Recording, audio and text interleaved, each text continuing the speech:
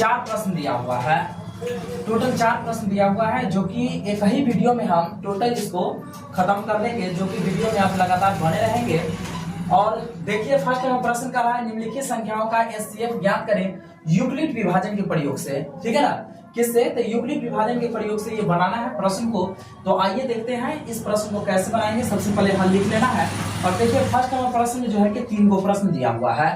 ठीक है ना, तो एकाएक करके सभी प्रश्न को हम लोग यहाँ पर बनाएंगे। तो सबसे पहले क्या लिखना पड़ेगा? यूक्लिड विभाजन। यहाँ पर हमको लिख लेंगे यूक्लिड विभाजन प्रमेयिका। ठीक है ना, यूक्लिड विभाजन प्रमेयिका से। ठीक है ना, प्रमेयिका से। अब आपको बता दें कि यूक्लिड विभाजन का सूत्र क्या होता है। तो सूत्र होता है A बराबर बी क्यू प्लस आर, जहां क्या होता है 0 बड़ा बराबर आर बड़ा बी। ठीक है ना, तो आपको बता दें ये चीज जो है ना, आपको ऑब्जेक्टिव में भी 1 नंबर में आपको पूछता है।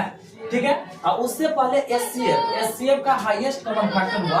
तो एचसीएफ का मतलब क्या होता है? मौसम होता है। ठीक है ना, क्या होता है? मौसम होता है। तो आपको जो है कि कम से कम मौसम आपको बनाने आना चाहिए। यदि मौसम नहीं बनाने आएगा तो आपको ये प्रश्न समझ में आना बड़ी कठिन है। तो आइए देखते हैं इस प्रश्न को। यहाँ पर क्या है? 135 और 225 है। तो 225 को 135 से सबसे पहले हम लोग भाग दे देंगे। ठीक है ना, इसको हम लोग भाग दे लेते हैं। यहाँ पर देंगे तो 1 मतलब यहाँ पर लग जाएगा 135। क्या होगा? 0। इसको घटा लेंगे हम लोग तो क्या होगा? 90। ठीक है ना, फिर यहाँ पर लगाएंगे 135 में, फिर भाग लगेगा 1 मतलब में लगेगा यहाँ पर 90, घटा करके होगा 45। फिर यहाँ पर क्या होगा? इसको हम 90 उतारेंगे तो 45 गुना क्या हो गया? 90। यहाँ पर शेष क्या आ गया? तो शेष हमको यहाँ पर 0 आ गया। ठीक है ना, अब हम लोग जो है कि देखिए इसमें कितने चरण बनता है। ठीक है ना, ये प्रश्न को हमको चरण 1, चरण 2, चरण 3 से बनाना पड़ता है। ठीक है, तो देख लेंगे कि फर्स्ट जो हम भाग दिए और शेष बचा, इसको 1 चरण कहा जाएगा। कितना कहेगा? 1 चरण।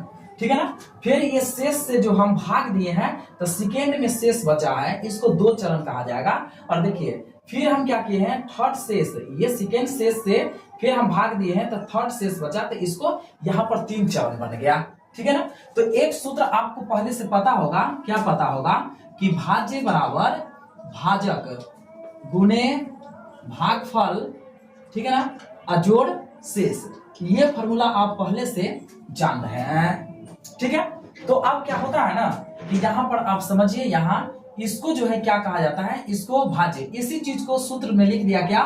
यूक्लिड प्रमेय के आधार से लिखा है कि A बराबर बी क्यू प्लस क्या आर, मतलब इसके अंदर में क्या है? इसके दोनों के बीच में गुना का चिन्ह है, तो इसीलिए लिख दिया A बराबर बी क्यू प्लस आर लिखा है।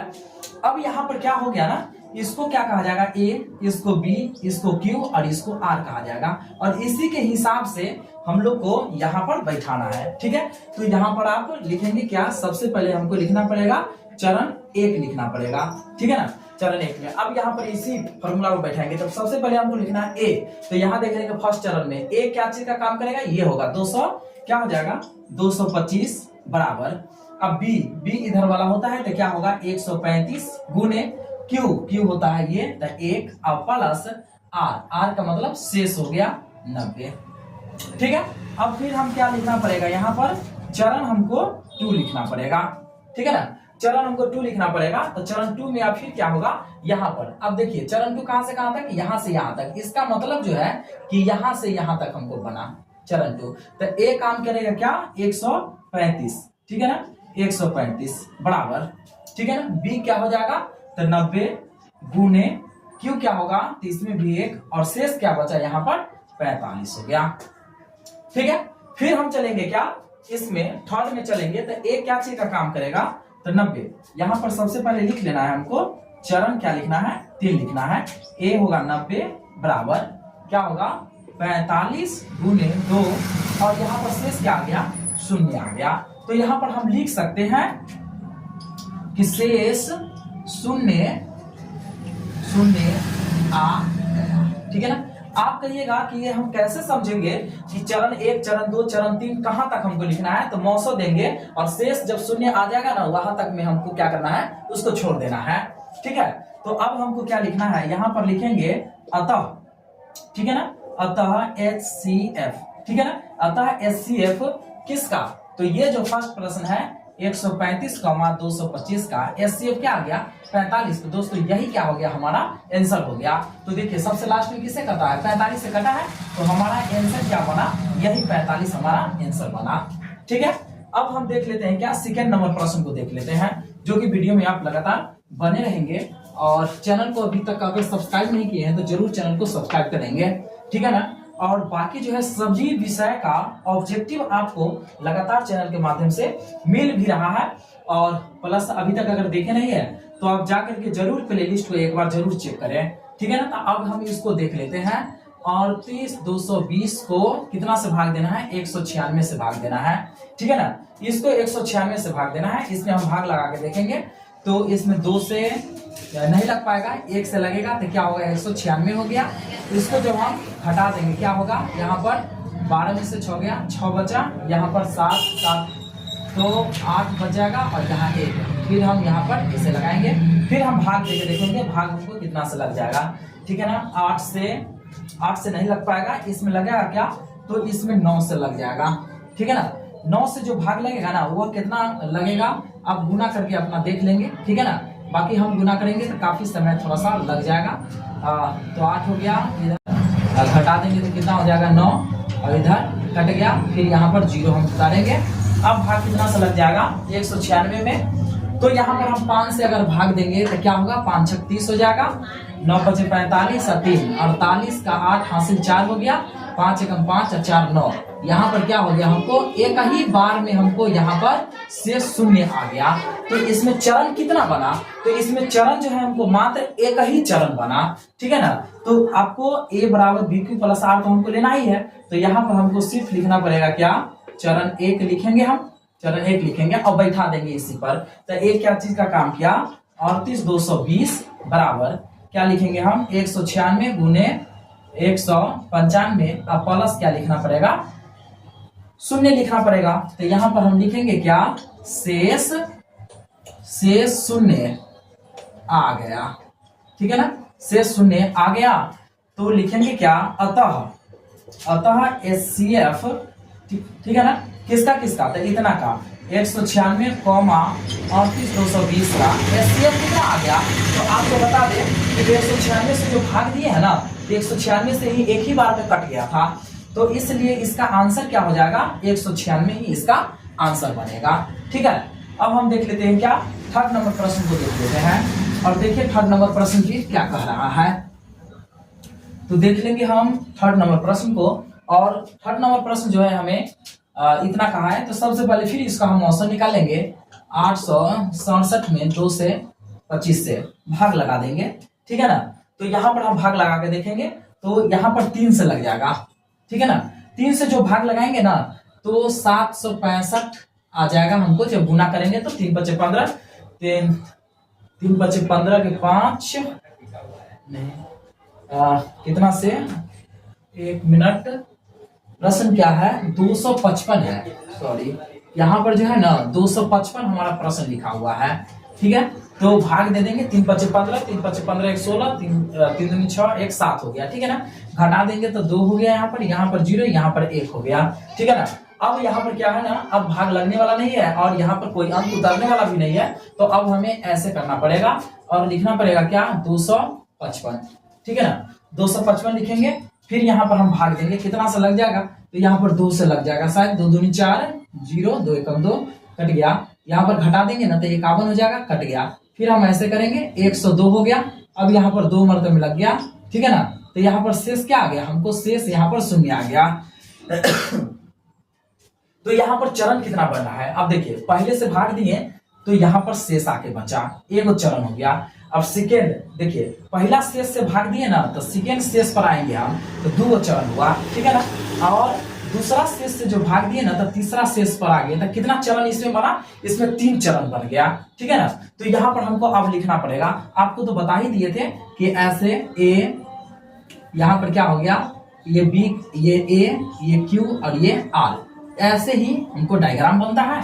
तो यहाँ पर इस पर बैठाएंगे हम, यहाँ पर लिखना पड़ेगा चरण हमको 1। तो आप देखिए ए क्या हो गया 867 बराबर बी क्या होगा 255 गुने क्यू क्या होगा 3 अब प्लस शेष क्या होगा आर 100 यहाँ पर 2 हो जाएगा। ठीक है, फिर हम क्या चलेंगे यहाँ पर चरण नंबर 2 पर चलेंगे। चरण नंबर 2 पर चलेंगे तो देखिए 2 यहाँ पर आ गया तो क्या हमको लिखना पड़ेगा 255 बराबर लिखेंगे 102 गुने 2 और फिर प्लस शेष क्या आ गया यहाँ पर 51 ये हो गया। फिर हमें लिखना पड़ेगा क्या चरण 3, ठीक है ना। तो चरण 3 हमको यहां से यहां तक आ गया तो इसको क्या लिखना पड़ेगा 102 बराबर 51 गुने 2 और प्लस शेष क्या आ गया 0। यहां पर हम लिख लेंगे शेष 0 आ गया, ठीक है ना, आ गया। हम यहां पर लिख लेंगे इतना। अब इसके बाद क्या लिखेंगे अतः HCF तो HCF किसका निकालना है इसका निकाला है 867,255 क्योंकि यहाँ पर मिस्टेक हो गया था 225 लिखा गया था, ठीक है ना। तो अब इसका मौसम कितना निकला तो देखिए लास्ट में कितना से कटा 51 से, इसलिए इसका आंसर क्या हो गया यही 51 इसका आंसर हो गया। ठीक है, अब हम लोग जो है इसका सेकेंड नंबर प्रश्न पर चलेंगे, दूसरे नंबर प्रश्न पर चलेंगे जो कि वीडियो में आप लगातार बने रहेंगे। ठीक है, तो अब हम कि कोई भी धनात्मक विषम पूर्णांक 6q+1 या 6q+3 या 6q+5 के रूप का होता है जहां q कोई पूर्णांक है। ठीक है ना, तो सबसे पहले यहाँ कहा क्या कि हमको जो भी दर्शाना है ना इसमें जो प्रूफ करना है वो विषम पूर्णांक को ही दर्शाना है। ठीक है, तो यहाँ पर सबसे पहले हमको हल लिखना पड़ेगा। हल लिखने के बाद हम क्या यहाँ पर लिखेंगे कि माना कि कोई विषम, ठीक है ना, माना कि कोई विषम धनात्मक, ठीक है ना, धनात्मक पूर्णांक, ठीक है ना। यहां धनात्मक पूर्णांक जो है ना हमको मानना है तो क्या ए और बी है, ठीक है ना, ए और बी यहां पर हम इसको मान लिए हैं। ठीक है ना, ए और बी हम इसको इसलिए माने हैं क्योंकि इस प्रश्न को है ना कि भाग यूक्लिड विभाजन भाग एल्गोरिथम के प्रयोग से ही हमको इसको प्रूव करना रहता है। ठीक है ना, तो यहां पर हमको सबसे पहले यहां तो लिख लिए कि माना कि कोई विषम धनात्मक पूर्णांक ए और बी है। ठीक है ना, इसके बाद लिखना है क्या हमको यहां पर लिखना है यूक्लिड विभाजन, ठीक है ना, यूक्लिड विभाजन प्रमेयिका के प्रयोग से। सबसे पहले यहां पर हम ये लिख लेंगे। ठीक है, अब क्या करना है हमको a बराबर BQ+R जहां आपको पता है कि जहां हमको क्या लिखना रहता है 0 बड़ा बराबर R बड़ा B। इसका मतलब क्या होगा 0 जो है ना R से ये बड़ा है या बराबर है, लेकिन R से बड़ा जो है यहाँ पर क्या लिखा हुआ है तो B लिखा हुआ है। तो आपको बता दें ये जो है ना आपको ऑब्जेक्टिव में 1 नंबर में पूछता भी रहता है। ठीक है ना, 1 नंबर में ऑब्जेक्टिव में पूछता है। अब यहाँ पर जो है हमको ये चीज करना है क्या, यहाँ क्या कहा कि 6q+1, ठीक है ना, 6q+1। तो यहाँ पर जो है ना एक बार हमको क्या करना है, यहाँ पर ये प्रूव करना है, ये प्रूव करना है और हमको ये प्रूव करना है, वो भी किस में तो धनात्मक विषम पूर्णांक में हमको प्रूव करना है।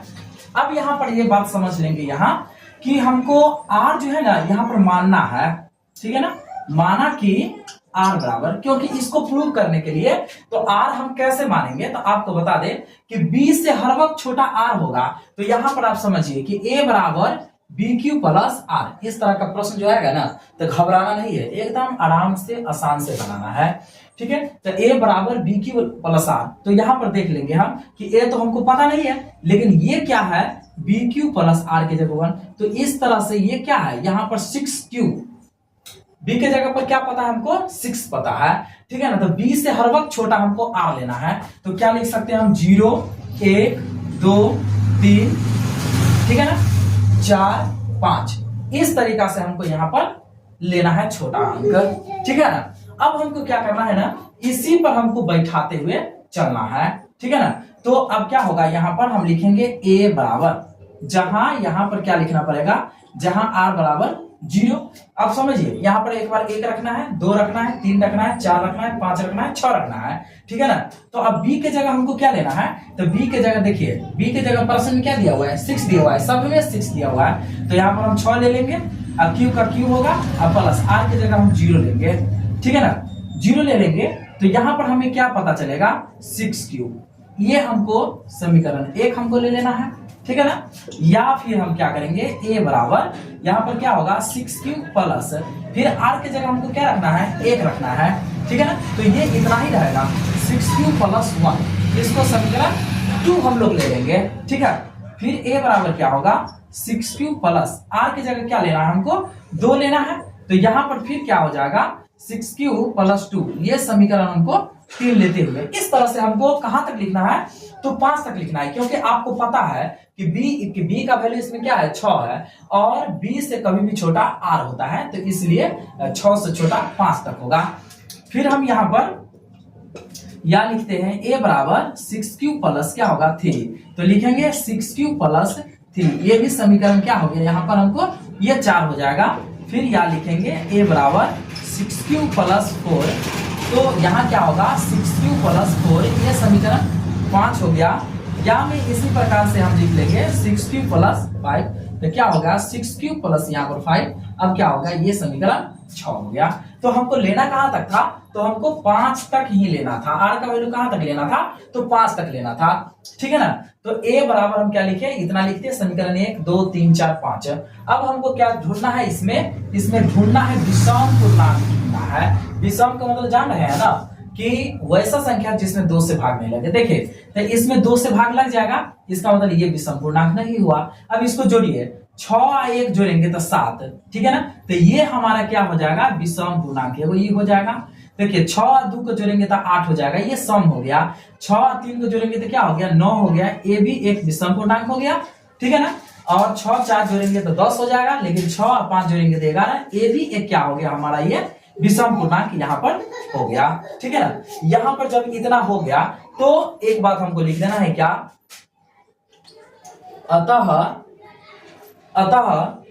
कोई धनात्मक, क्या लिखना पड़ेगा, अतः कोई धनात्मक, क्यों, क्योंकि यहां से लिखना है, अतः कोई धनात्मक विषम पूर्णांक, ठीक है ना, अतः कोई धनात्मक विषम पूर्णांक, क्योंकि ये बात हमको कहीं से लिखना नहीं है, हमको इसी में से यही बात को लिख देना है, ठीक है ना। अतः कोई धनात्मक विषम पूर्णांक क्या है, 6Q plus 1, 6Q plus 3, 6Q plus 5 के रूप का होता है, क्या है, रूप का होता है। तो दोस्तों ये दूसरा प्रश्न रहा। फिर अब हम लोग देखेंगे क्या, तीसरा नंबर प्रश्न को देख लेते हैं, ठीक है ना।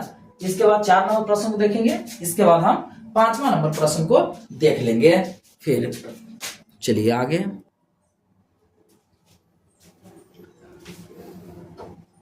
चलिए तो आइए हम लोग देख लेते हैं तीसरा नंबर प्रश्न को देख लेते हैं, ठीक है ना। तीसरा नंबर प्रश्न जो है कह रहा है, किसी परेड में 616 सदस्यों वाली एक सेना की टुकड़ों को 32 सदस्यों वाले एक आर्मी बैंड के पीछे मार्च कर रहा है, ठीक है ना। दोनों समूहों को समान संख्या वाले स्तंभों में मार्च कराना है, किसमें, तो दोनों समूहों में कराना है, ठीक है ना। तो ये तो आपको पता है कि वास्तविक संख्या है का ये प्रश्न है, तो वास्तविक संख्या का ये प्रश्न है। तो वैसे आप दोनों प्रश्न को, ये प्रश्न को जो 2 तरीका से आप बना सकते हैं, एक तो क्या 616 को और 32 को मौसम आप निकालिए, या दोनों में जो बराबर मिल जाएगा वह आंसर हो जाएगा, ठीक है ना। लेकिन इस प्रश्न को बनाना है, क्योंकि वास्तविक संख्या का यह प्रश्न है, इसलिए इसको भाग एल्गोरिथम के प्रयोग से बनाना है, ठीक है ना।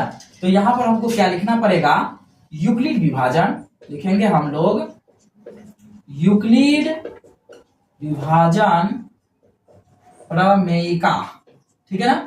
यूक्लिड विभाजन क्या होता है, a बराबर BQ प्लस R, जहां, ठीक है ना, 0 बराबर R बड़ा B। और वैसे भी ये जो है 1 नंबर में आपको ऑब्जेक्टिव में पूछा जाता है।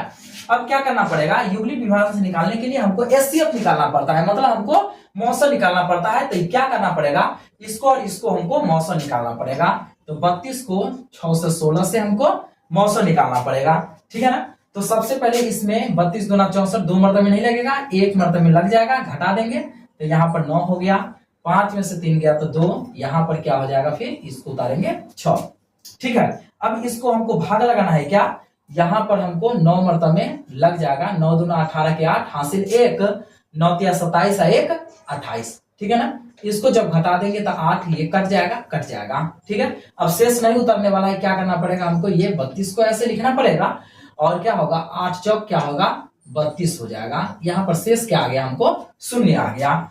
तो यहाँ पर चरण कितना हो गया, देखिए फर्स्ट से हम भाग दिए और यहाँ पर फर्स्ट शेष बचा, चरण 1 हो गया, और फर्स्ट शेष से हम भाग दिए, सेकेंड शेष पर आ गए तो सेकेंड हमको 2 चरण इसमें हो गया। कितना चरण हो गया, तो हमको 2 चरण हो गया, ठीक है। अब जो है हमको लिखना पड़ेगा क्या, यहाँ पर लिखना पड़ेगा चरण 1, ठीक है। तो आपको बता दें कि फर्स्ट में ही हम जो फर्स्ट प्रश्न जो बनाए थे उसमें हम आपको बता दिए थे कि इसको इस साइड को बी कहा जाता है, बीच वाले को ए, और इसको क्यू और नीचे वाले को आर कहा जाता है, ठीक है ना। तो इसी के हिसाब से बैठा देंगे। सबसे पहले हमको क्या लिखना है, ए लिखना है, ए बीच वाले को कहा जाएगा, तो यहाँ लिखना पड़ेगा 616 बराबर बी किसको कहा जाएगा, तो ये 32 हो गया, और गुणे क्यू क्या होगा, तो क्यू हो जाएगा यहाँ पर 19 और प्लस आर, शेष कितना बच गया इसमें, हमको 8 हो गया, ठीक है। अब इसके बाद क्या लिखना है, इसमें हमको चलना है चरण 2 में चलना है, ठीक है। चरण 2 में चलना है तो फिर से हमको यहीं पर बैठाना है। तो यहाँ पर ए क्या चीज का काम करेगा, ए हो जाएगा 32 बराबर क्या होगा 8 गुने, यहाँ पर कितना मरतबे में लग गया, 8 चौक 32, सॉरी यहाँ पर 4 मरतबे में लगा, तो यहाँ 4 और प्लस शेष क्या आ गया 0। तो यहाँ पर हम लोग लिख लेंगे शेष 0 आ गया, ठीक है। हमको ये चीज लिख लेना है। अब लिखना पड़ेगा क्या, अतः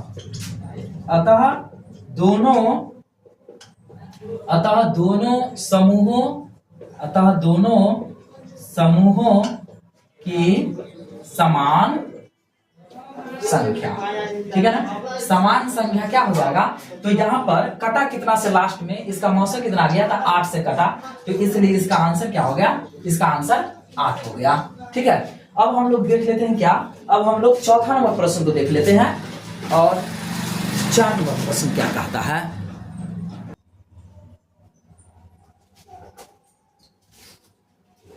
तो आइए आप चौथा नंबर प्रश्न है और 4 नंबर प्रश्न क्या कह रहा है कि यूक्लिड विभाजन प्रेमिका का प्रयोग करके दर्शाए कि किसी धनात्मक पूर्णांक का वर्ग किसी पूर्णांक m के लिए 3m या 3m+1 के रूप का होता है, ठीक है।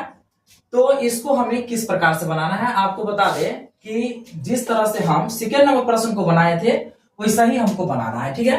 तो यहाँ पर सबसे पहले हमको हल लिख लेना है और यहाँ पर मान लेना है कि माना कि कोई धनात्मक, ठीक है ना, धनात्मक पूर्णांक ए और बी है, ठीक है। हमें ये मान लेना है सबसे पहले, ठीक है, हमें ये मान लेना है। और इसके बाद ये प्रश्न को बनाना किसके है, तो यूक्लिड विभाजन प्रेमिका के प्रयोग से, ठीक है ना। तो यहां पर हमको लिखना पड़ेगा कि यूक्लिड विभाजन, ठीक है ना, यूक्लिड विभाजन प्रमेयिका, ठीक है ना, प्रेमिका के प्रयोग से, ठीक है ना, इस तरह से हमको बनाना है। तो यहां पर इसका सूत्र क्या होता है, a बराबर बी क्यू प्लस आर, जहां क्या होता है 0 बराबर आर बड़ा ये होता है। और ये जो है ना 1 नंबर में आपको एग्जाम में पूछा भी जाता है, ठीक है। तो यहाँ पर जो है हमको क्या करना है, यहाँ देखिए 3m है, ठीक है। तो a बराबर क्या होगा बी क्यू प्लस आर, ठीक है। तो यहाँ पर जो है हला नहीं करो, यहाँ पर जो है b का मान क्या हो गया, b 3 हो गया और q क्या है m है। तो यहाँ पर b क्या चीज का काम किया, तो b का वैल्यू कितना हो रहा है 3 हो रहा है। तो आपको बता दें कि यहाँ पर जो है ना हमको जो आर जो हमको लेना है हर वक्त, तो हमें बी से कम वैल्यू में लेना है। तो क्या होगा, कभी भी बी से कम आर का वैल्यू होगा तो होगा 0, 1, 2। हमें यहां तक ही हमको लेना है आर का मान। ठीक है, तो अब इस सूत्र पर हमको बैठाना है। तो क्या होगा यहाँ पर, अब देखिए ए बराबर, ए तो हमको पता नहीं, बी कितना पता है, तो बी इसमें 3 पता है। ठीक है, और क्या है एम प्लस, ठीक है, आर का वैल्यू हमको 0 लेना है। ठीक है, तो अब क्या होगा, ए बराबर 3m यहां पर हो गया। ठीक है, तो यहां पर क्या कर रहा है, वर्ग कह रहा था, तो यहां पर हम इसको समीकरण 1 लिखेंगे और लिखेंगे क्या कि दोनों तरफ, ठीक है ना, दोनों तरफ वर्ग करने पर, ठीक है, दोनों तरफ जब हम वर्ग करेंगे तो क्या होगा, ये होगा ए स्क्वायर बराबर 3m का क्या हम लिखेंगे यहाँ पर होल स्क्वायर लिखेंगे। तो अब क्या कर सकते हैं, ए स्क्वायर बराबर ये क्या होगा कि 9m स्क्वायर होगा। ठीक है ना, अब हम इसे हम यहाँ पर क्या लिख सकते हैं, ए स्क्वायर बराबर 3 इंटू 3m स्क्वायर लिख सकते हैं ना। तो यहाँ पर हम क्या करेंगे, माना, ठीक है ना, इसको मान सकते हैं कि 3m स्क्वायर बराबर हम m मान ले सकते हैं। तो अगर हम मान लेंगे तो क्या होगा, ए स्क्वायर बराबर 3m, यहाँ पर हमको ये एक हमको प्रूव हो गया। ठीक है, और फिर हमें क्या करना है, फिर हमें r बराबर 1 रख करके बैठा के देखना है इसी पर। तो क्या होगा, a बराबर 3m अब प्लस 1 लिखेंगे और इसको क्या करना है, फिर दोनों ओर हमें वर्ग करना है। ठीक है, तो इसको वर्ग जब आप कीजिएगा तो क्या होगा, ए स्क्वायर बराबर ए प्लस बी के होल स्क्वायर पर यहाँ पर हम तोड़ लेंगे, ए स्क्वायर माइनस ए स्क्वायर प्लस 2ab अब प्लस बी स्क्वायर इसका सूत्र होता है। ठीक है, तो ये सूत्र पर हम इसको तोड़ेंगे तो क्या होगा, यहाँ पर ए स्क्वायर प्लस क्या होगा 2ab, तो 2a हो जाएगा क्या 3m हो जाएगा इंटू बी और 1 का ये होल स्क्वायर, इस तरह से a प्लस बी का होल स्क्वायर बैठ जाएगा। तो क्या है, ए स्क्वायर बराबर ये क्या हो जाएगा 9m स्क्वायर प्लस 6m और प्लस 1 का स्क्वायर 1 हो जाएगा।